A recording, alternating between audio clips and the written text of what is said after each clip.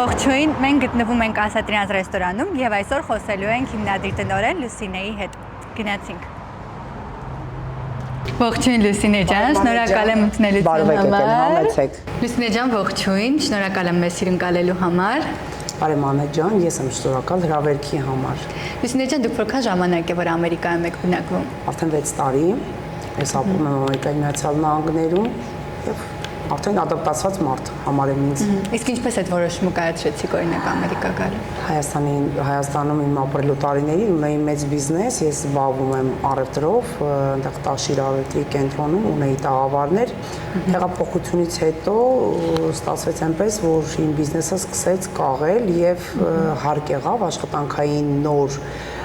փնտրումների համար գալ Ամերիկայի Միացյալ Նահանգներ, որտեղ ես ունեի արդեն վիզա ստեղի եւ այդպես հայտնվեցի օվկիանոսից այս կողմ։ Իսկ ինչպես որոշեցիք օրինակ հենց ռեստորանային ոլորտի մեջ մտնել։ Սկզբից էլ հենց այդ որոշումով եք եկել, թե ընթացքից առաջ։ Ես բնականաբար առաջի ամիսը շատ փորձեցի տարբեր ոլորտներում ինչ անեմ, ոնց անեմ, օրինակ ես իմ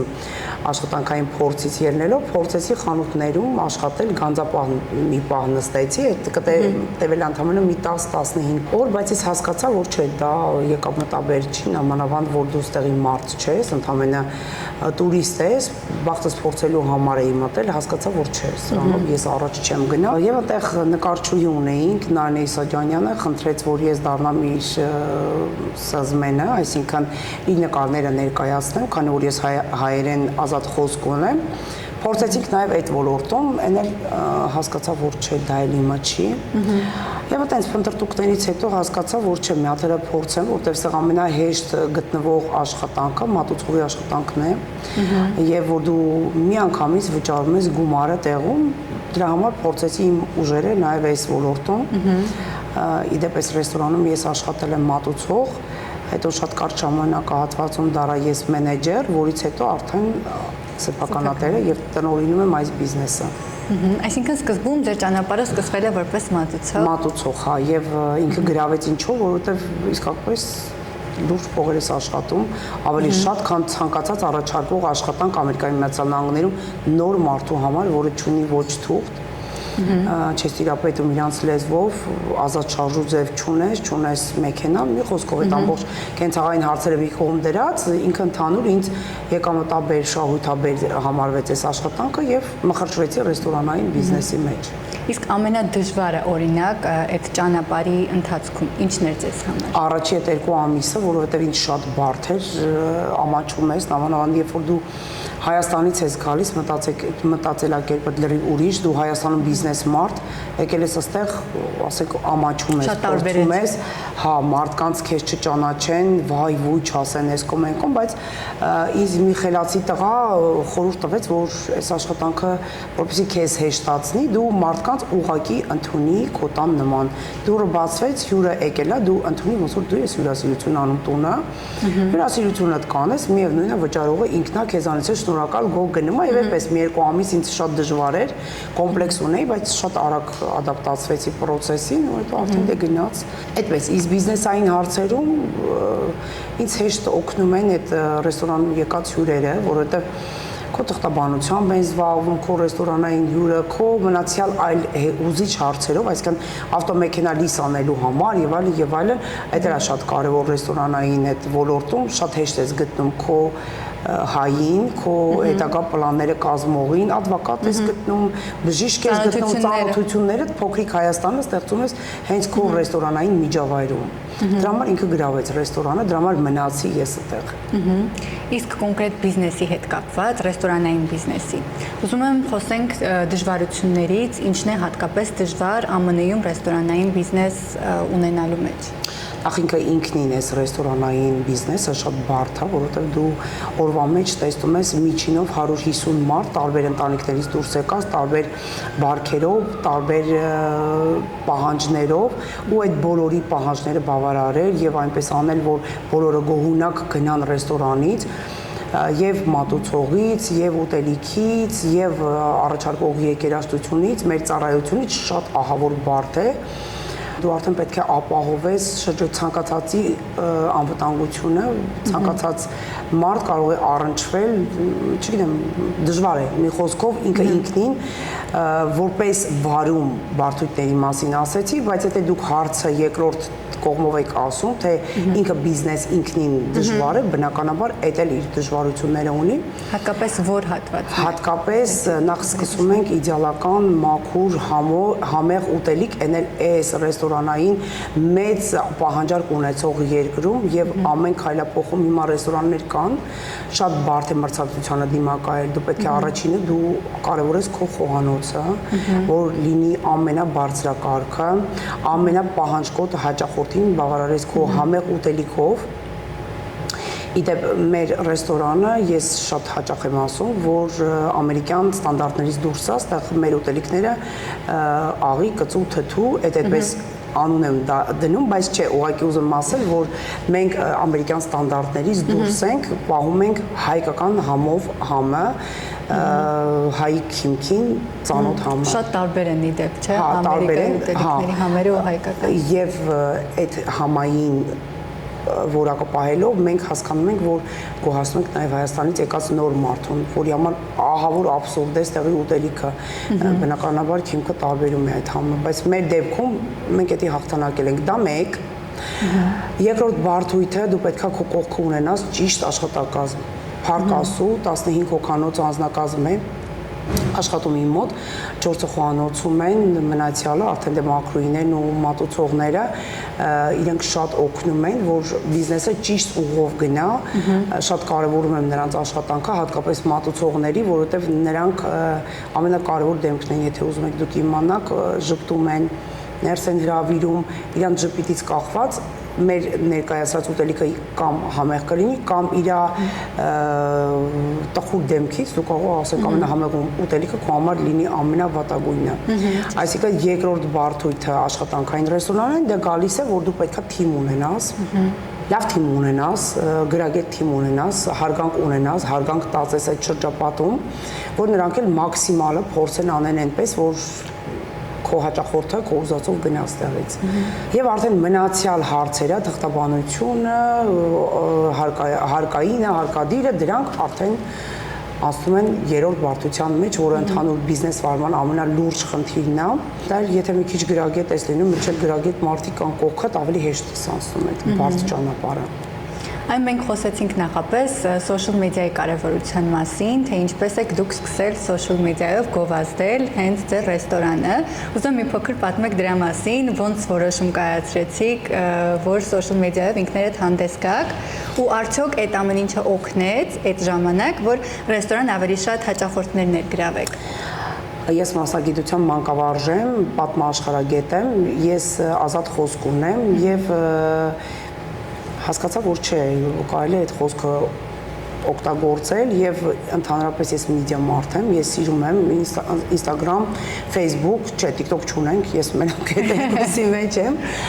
եւ փորձեցի, ասեցի լավ, հələ սպասի, այդպես փորձեմ ու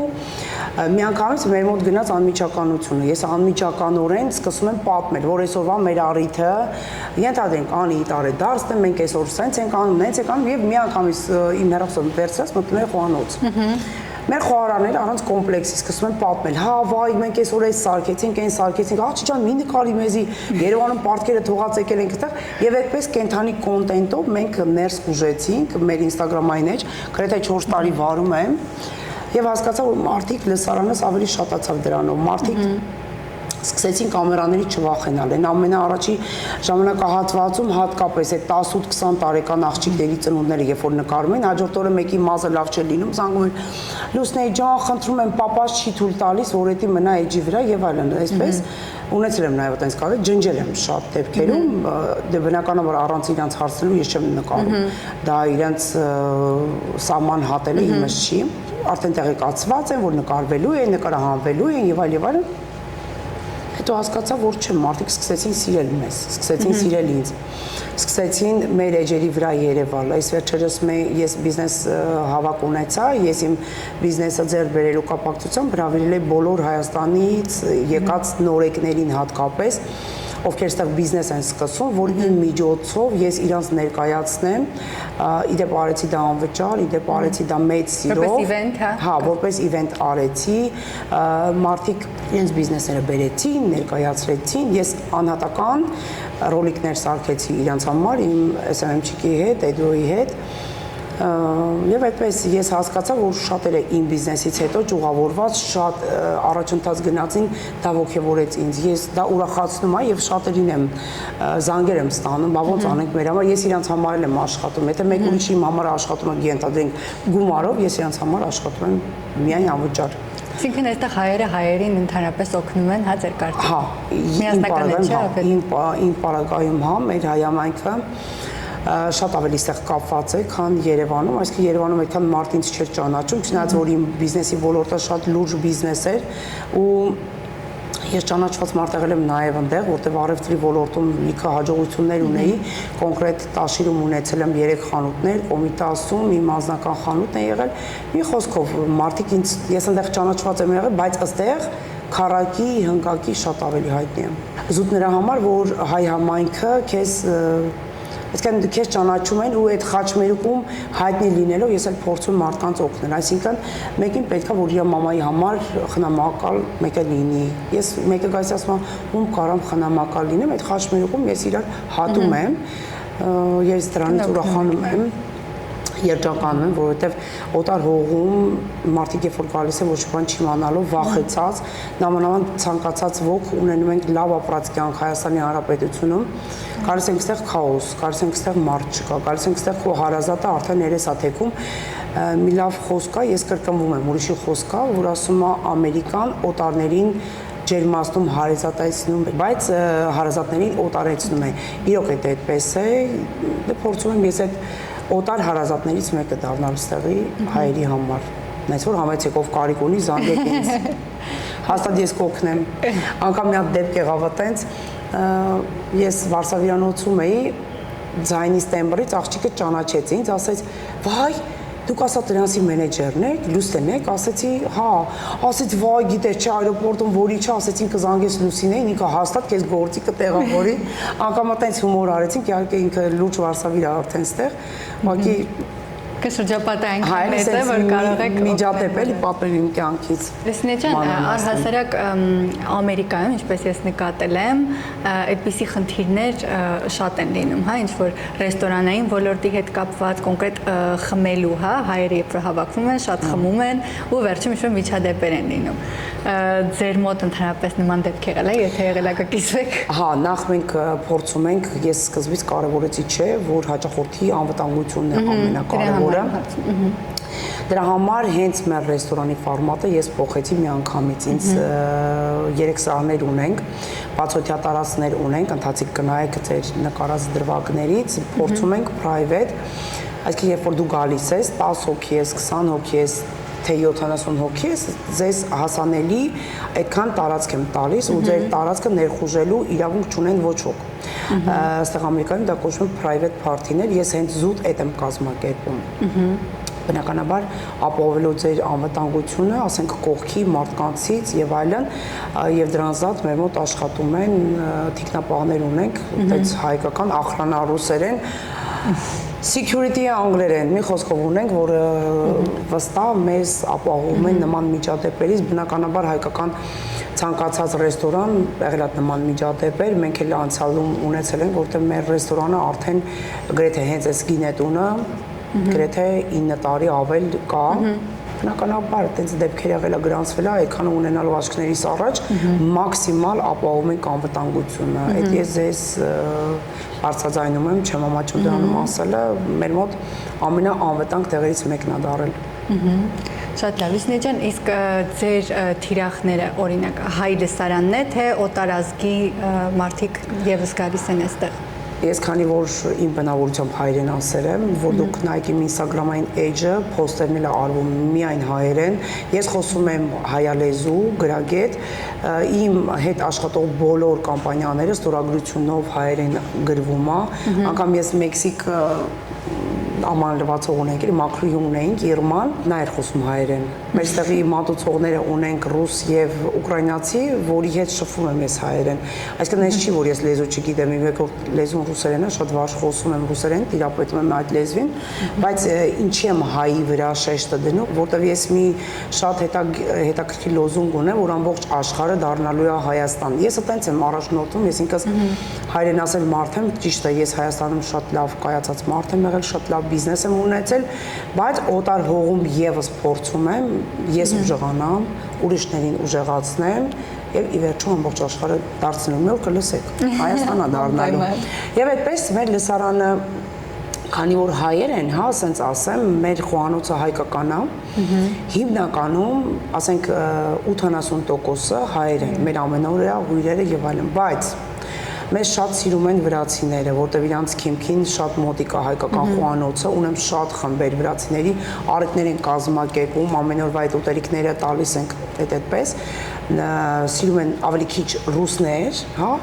նոր հետո գալիս ամերիկացիներ, մեքսիկների առիթներ ունենք ստեղ, ղազախների առիթներ ունենք, նկարածել ունեմ մեջս որ հայկական սնունդ են իրենք էլ։ Հա, իրանք պաշտում են, հատկապես մեքսիկները շատ են սիրում հայկական մեր խոհանոցը,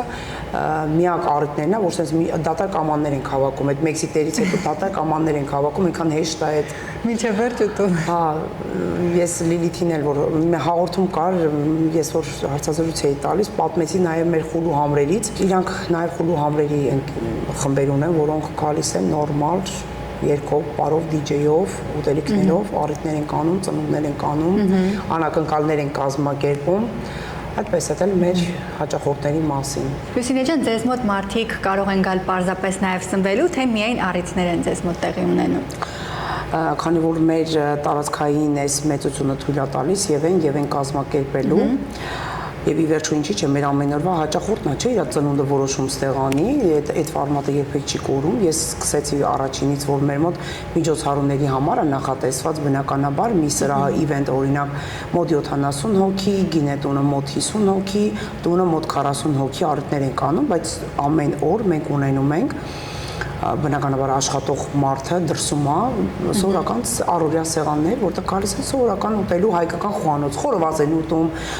ձվածեղներ են ուտում, չգիտեմ, առավոտվա իրաց նախաճաշն են կազմակերպում, ինչ չէ, ընթրիքն են կազմակերպում,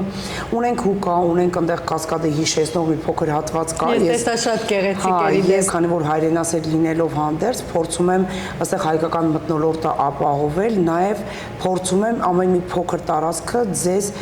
հիշացնի եւ Դիլիջանը եւ Ծաղկաձորը եւ ասենք Սևանի մի պահ մի անընդհատ դուք Հայաստանում զգաք ձեզ եւ այդպես փոքր տարածքներ ունենք հատուկ սարքված որ մարդիկ կարող են գալ երկու հոգով սուրճ խմել, թե խմել, ամբողջն մեր մաքուր օդը, ասենք հուկա ծխել կամ ասենք ունենալ սովորական 4 հոգանոց ընտանիքով ենթադրենք հաց, 10 հոգանոց ընտանիքով ծնունդ բացօթյա նշել, այդպես մեր ֆորմատը տարբեր է։ Իսկ գնային քաղաքականությունից որ խոսենք համեմատական կարգով միջին, բարձր։ Չէ, մերը համարում եմ միջին, ոչ բարձր, ոչ ցածր, փորձում ենք միջինով ես քանի որ բիզնեսի մարդ եմ, ես բիզնեսը շատ ճիշտ գրագետ կարողանում եմ տարբերել ոնց անել, որ քո հաճախորդը չգնա, առաջարկները շատ են լինում, ամիսը 1 ռեստորանը բացում, ամիսը 1 ռեստորանը փակվում, այդ ամբողջ թողուբոհի մեջ մնաց ճիշտ, ոչինչ թող իմ եկամուտը քիչ լինի, իմ հաճախորդը թող գնա ինձանից, այդ այն համար ամենակարևորը։ Եվ ասեմ ավելին, որ ոչ միայն ես եմ այդպես աշխատում, այլ նաև իմ հետ աշխատող, ասենք ինչ ասեմ, DJ-ը պետք է առաջարկի ամենամինիմալով, որտեղ ես իրանց առանձին վճարում եմ, երգիչը կամ ասենք ձևավորողը, փուչիկները, այն մարդիկ են իմ հետ աշխատում,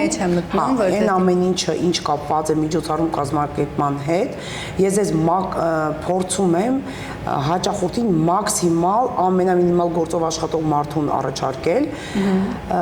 որ ինքը շատ քիչ փող ծախսի։ Նամանավանդ ջուրինա Հայաստանից եկած ցանկացած ընտանիքի համար, որտեղ ես իրանց այդ շոկային Հայաստանից հետո մի անգամից ստեղ միջոցառում անելը շոկ է տալիս մարդկանց, փորձում եմ, գները շատ շոկ է, տարբեր է, ես ինքս եղել եմ, չէ, դրա մեջ հասկացել եմ, որ այդ վիճակում դու կարող ես ուղղակի մարդուն օգնել, ուղղակի կարող ես դու քո քանակի վրա որակայինը չկորցնելով միշտ ունենալ հաճախորդ։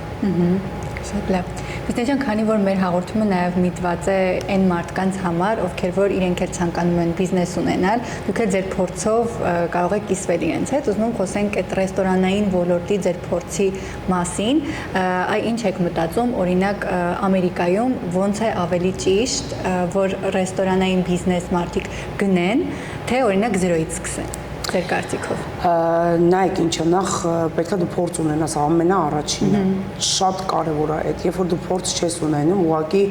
գրպանդ գումար կա, դու ուզում ես բիզնես անել, ես հաստատ խորհուրդ չեմ տա ռեստորանային բիզնես ունենալ, որովհետև դրա մեջ դու պետքա լինես ամեն վայրկյան։ Դուք եկել եք մի ժամ, ես չեմ կարողանում ձեր հետ նստել, որ 5 րոպե զրուցեմ, դուք այդ հասկացաք, այսինքն ես պետքա անընդհատ դրա մեջ լինեմ, որովհետև հաճախորդը երբ որ գալիս է քո մոտ, ինքը վստահում է քեզ։ Ես կարևորը մենեջերն է, բան չունեմ ասելու, բայց դու պետքա կոնտրոլ, ուտելիքը համով, այս ժամին այսպես, իրան պետքա անձեռոցիկը կանաչ, պետքա լուսավորությունը էս, պետքա այս ժամին էս, այդ սաղ քննարկումը քո հետ, դու պետքա այսինքն այդ ամեն ինչին տեղյակ լինես։ Նորեկներին խորհուրդ չեմ տա, որ դու ռեստորանային այդ բիզնեսից չհասկանալու ուղղակի փող ներդնես ռեստորանի մեջ։ Այդ ես վստահ եմ ասում, որովհետև Ամերիկայում ռեստորան ունենալը շատ բարդ գործընթաց է, ես էլ եմ կրկնում, ամեն ամիս ռեստորանա բացվում, ամեն ամիս ռեստորանը փակվում։ Այդ մեկ, երկրորդը մնացածը չենք վախացնում։ Մնացածը, եթե դու ամեն ինչ գիտես, ամեն ինչ կարող ես կազմակերպել, ոչ մի բան վտանգավոր չի, ոչ մի բան 0-ից սկսելը վտանգավոր չի։ Խնդրեմ ես բացեմ, իմ հեռախոսը բաց է, ես 24 ժամվա ազատ մարդ եմ, ցանկացած վայրկյանի դուք կարող եք ինձ զանգահարել, անգամ գալ, ես կպատմեմ, այս սրա համար այսքան գումար ա պետք, սրա համար այնքան գումար ա պետք, որովհետեւ շատ փակագծերս ես չբացենք, էլ անհետաքրքիր լինի։ Օրինակ միջին ռեստորանային գնելու համար։ Հենց պատրաստի օրինակ։ Okay, նայեք, այստեղ Հայաստանի նման չի, երբ որ դու ցանկացած մենակ ռեստորանի չի վերաբերում, դա վերաբերում է վարսավիրանոցներին, դա վերաբերում է ցանկացած մանկապարտեզներին, դա քո սեփականը չի, որովհետև Ամերիկան երբեք թույլ չի տա դու հողը գնես ու բիզնես անել։ Այսինքն դու սեփականատիրոջից վերցնում ես բիզնեսը, դու առնում ես բիզնեսը, որոշակի տարածքի համար եւս ամեն ամիս դու վճարում ես, դրա համար կոնտրակտ է կապվում, լիս է կոչվում այստեղ, այդ լիսերով դու առաջ ես շարժում։ Ձեր հետ կապեն 5 տարի, 10 տարի, թե եւ այլն, ինչի համար լիսը արվում, որպեսզի ձեր վարձավճարը չավելանա։ Այսինքն դու հստակ իմանաս, որ դու 3 տարի ոմանք X գումար ես վճարում վարձյամ։ Այո, այդպես, բայց բնականաբար, եթե բիզնեսը դու առնում ես, տնօրինում ես, վարում ես, այդ դու առնում ես մենակ բիզնեսը։ Դու հողի տիրոջ հետ կապ չունես, նա արդեն քոնը չի, այդ մեկ։ Երկրորդը դու պետքա դե արժեքը նայեք այսպես, ցանկացած այս տիպի բիզնեսները, ասենք ես փոքրից եմ խոսում, ցանկացած մի փոքր տարածք $150,000 սկսած է գնում, հա, ես շատ չեմ ուզում ին փակագծերը բացեմ իմ բիզնեսի, $150,000 սկսած, երբ որ դու կարողանում ես հին տիրոջից ուղղակի անցում անես բիզնես տիրոջից, անցում անես դեպի քեզ։ Այդպես էլ արդեն մնացածը նայած ինչ տարածք ես վերցնում, ինչքան ես վերցնում, կարող չգիտեմ, այնտեղ ասենք ռեստորաններ կան, որ ավել արժեն, ռեստորաններ կան ավելի ցածր արժեն, միջին մինիմում այդքանով կարող ես սկսել։ Ստարտը 152,000-ն է։ Երբ որ դու ուղղակի ձեռ բերես այդ տարածքը։ Նոր արդեն մնացյալը ավելի ուրիշ թեմաների վրա է գնում։ Հետո արդեն որ քայլերի Հետո հաջորդ քայլը դու պետքա ունենաս լավ թիմ։ Թիմի միջին աշխատավարձը ի նկատի ունենաս, որ դու պետքա տաս $6,000-7,000 ամսական, որովհետև յուրաքանչյուրին չէ, ընդհանուր թիմ այդ ասենք, քո աշխատող թիմը մատուցողների մասին չի խոսքը, քո հիմնական բիզնեսը պահողները, դրանք խոհարարներն էին եւ մակրուհիները, որոնք ասենք դու ցուցված ես, որ իրենց պարտադիր պետքա աշխատավարձ տաս, մեր մատուցողները չեն վճարում, իդեպ նրանք թիփերի վրա են եւ շատ ռեստորաններ կան, որ այդպես են։ Ֆիքսված գումար չունեն ֆիքսված գումար, բայց ասենք բավականաչափ գումար են աշխատում, մեր մատուցողները մեր մոտ աշխատում են արդեն 3 տարուց ավել, ճիշտ է նորեկներն էլ ավելացան, բայց հիմնականում մենք այնց ենք անում, որ նրանք ապահովեն աշխատավարձով իրանց օրական աշխատավարձը ունենան, ես անձամբ չեմ վճարում, բայց փորձում ենք այնպես կազմակերպել, որ գողունակ մատուցողները վերադառնան տուն, որովհետև իրանք պահում են ընտանիքներ եւ այստեղ եւ Հայաստանի Հանրապետությունը, ոչ ոք հաստատ անվճար չի մնում։ Հա, հասկանալի է։ Այսինքն թղթաբանական հարցերը հաջորդումը դրան, հա։ Թղթաբանական հարցերը մի քիչ այս երկիրը շատ արագ է քեզ տալիս, տենց չի որ քեզ բարդ է։ Երկար process Հա, process չի, IRS-ն նամանավանդ եթե վարած բիզնես են ունենում, զրո չի, զրոն մի քիչ բարդ է, զրոյի համար այդ ամեն ինչը ձեռք բերելը շատ ավելի դաժան է, երբ որ դու առնում ես արդեն եփած բիզնես, որտեղ այդ եփած բիզնեսը ունի այդ A-ը, այսինքն դու ուտելիք վաճառելու իրավունք ես ունենում այդ տարածքում, այդ կարող է ձգվի ամիսներով, եթե ոչ տարիներով, ցանկալի է, եթե գործող բիզնես է, այդ ամեն ինչը ապահովագրված լինի։ Այսինքն խոհանոց դու իրավունք ունես այդտեղ դնելու, ալկոհոլ դու իրավունք ունես վաճառելու, մուզիկա դու իրավունք ունես երաժշտություն ունենալու, այսինքն ամենին լիցենզիաներ են պետք, դա ձեռք բերելը քեզանից խլում է երկար տարիներ կամ երկար ժամանակահատված, մի խոսքով ցանկալի է, երբ որ նպատակահարմար է դու բիզնեսը ձեռք բերես։ Հա, դու ունենաս եփած բիզնես, այդ ամեն ինչը անցած բիզնես, որը քեզ հեշտ լինի, թղթաբանությունը օրինակ իմ համար շատ հեշտ է, որտեղ այդ ամեն ինչը ես արդեն ունեի։ Բայց օրինակ ձեր ժամանակ, որ դուք եք սկսել զբաղվել բիզնեսը աշխատացնելով, այն ինչպես է աճել, հա, հաճախորդների հոսքը։ Շատացել է։ Հաճախորդների հոսքը, դե քանի որ ես այս ռեստորանում մենեջեր եմ եղել, այդպես էական տարբերությունը հենց հիմա չեմ կարող ասել, որտեղ նույն մարդիկ են մնացել, նույն քանակով են գալիս, մեր ռեստորանային տարածքը այդքան մարդու ընդունելու հնարավորություն ունի, դրանից ավել բնականաբար չէ։ Տարբերություն չէ, չկա, ոնց կա, տենց կա։ Նույն ռիթմով, նույն արագությամբ, նույն որակով աշխատում են։ Այսինքն գոհ եք։ Հա, գոհ եմ, բնականաբար գոհ եմ։ Շատ լավ, Լուսինե ջան, նաև ուզում եմ ձեզ մի քանի բլից հարց տամ, եթե իհարկե դեմ չեք։ Իհարկե չեմ։ Որին որ շատ արագ պետք է պատասխանեք։ Փորձեմ։ Եկեք սկսենք։ Մեկ լավ բան ԱՄՆ-ում, մեկ վատ, որի հետ չեք հաշտվում։ Վատը նա է, որ դու հարազատներից ես կտրվում, լավ բանը այն է, որ քեզ շատ քո երազանքները իրագործում ես արագությամբ։ Այդքան, եթե բլից հարց այդքան պատասխանեմ։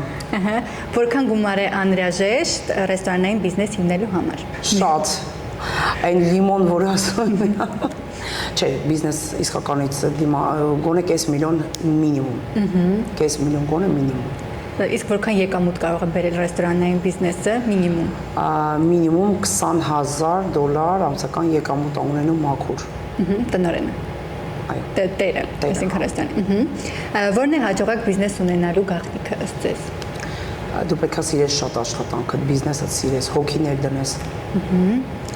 Ամերիկացի թե հայ հաճախորդներ։ Բնականաբար հայերի հետ հեշտ է։ Հայերն էլ են տարբեր։ Առաջին մարդն եք, որտեղ հայերն էլ են տարբեր, հայերը լինում են հայաստանցիներ, լինում են ըստեղի ապրող, իսկ իրենք ինչով են տարբերվում։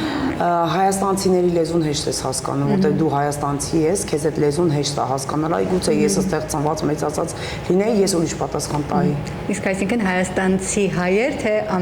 ամերիկայի հայեր։ Չէ, այս դեպքում արդեն իրենք տարբերություն չկա, բայց ինձ ցանկալի են Հայաստանից եկած մարդիկ, իրանց լեզուն հեշտ ես հասկանում, իրանք չխոսեն էլ հասկանում ես։ Շատ լավ, որն է ձեր ամենամեծ մոտիվացիան։ Ինչն է ձեզ օգնում, որ առաջ գնաք։ Վայ, ինչ բարդ հարց տվեցիք։ Ես ինքս քնից որ արթնանում եմ, նպատակասլաց մարդ եմ, ես մի բան ասում եմ ու ինձ մոտիվացիա փորձում եմ որ դրան հասնեմ, որ դա ստացվում է, այդ դրանից եմ մոտիվացվում։ Որ ես հաջողություններին քայլերով անցնում եմ, հասնում եմ։ Այդ ժամանակին չեք մտածում այդ պահին օրինակ։ Ես աստվածապաշտ, աստվածավախ մարդ եմ։ Ես գլուխս վեր եմ բարձրացրած, ափերս բաց, աղոթում եմ առ Աստված, ասում եմ շնորհակալ եմ Տեր, որ ունեմ այս ամենը։ Շատ լավ։ Ինչ խորհուրդ կտաք այն մարդկանց, ովքեր ցանկանում են հիմնել բիզնես ԱՄՆ-ում։ Ցանկացած բիզնես։ Նախ անվախություն, չենք վախենում ոչ մի բանից, որովհետև Ամերիկայի Միացյալ Նահանգներում բիզնեսը շատ արագ է աճում։ Երբ որ դու ինքդ մտնում ես դրա մեջ, այդ հորձանուտը քեզ տանում է ճիշտ ճանապարհով, վախենալ պետք չի։ Ուղղակի պետք է վստահես քո ուժերին ու առաջ շարժվես։